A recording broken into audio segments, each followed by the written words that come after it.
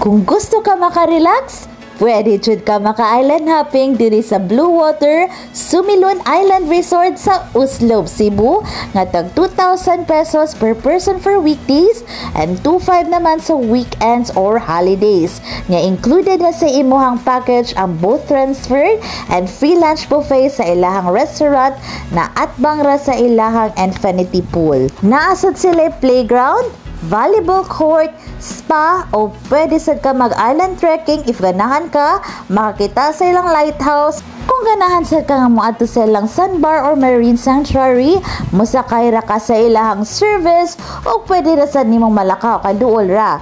Aside ana, naabot jud sila lagoon nga pwedeng magkayak, pedal boating and water biking.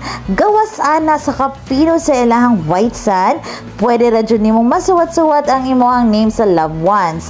Grabe jud katin-aw sa ilang dagat nga worth it rasad ang imong biyahe from Cebu City to Oslob, Cebu. Ug maura na i-add yun ni sa imong travel bucket list. Bye!